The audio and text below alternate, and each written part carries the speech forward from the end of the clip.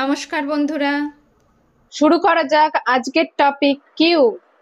a plus b এর whole cube সমান a cube plus 3a² b plus 3ab square plus b cube.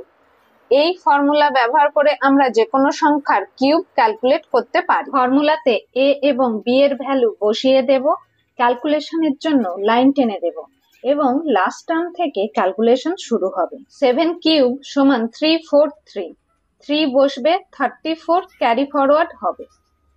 3 into 1 into 7 square equals to 147, তার সাথে 34 যুক্ত হয়ে 181 হবে, 1 বসবে, 18 ক্যারি ফরওয়ার্ড হবে।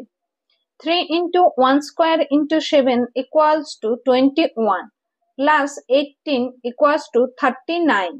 9 বসবে, 3 carry forward হবে। 1 cube equals to 1 plus 3 equals to 4 বসিয়ে দেব। 3 ডিজিট সংখ্যার কিউব ক্যালকুলেশন করতে হলে ফার্স্ট ডিজিট সমান a সমান 4, লাস্ট 2 ডিজিট সমান b সমান 12।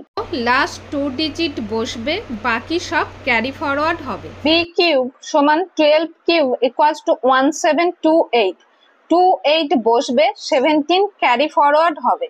45 বসবে, 17 ক্যারি ফরওয়ার্ড হবে। 93 বসবে, 5 ক্যারি ফরওয়ার্ড হবে। Cube equals to 64 plus 5 equals to 69 বসিয়ে দেব।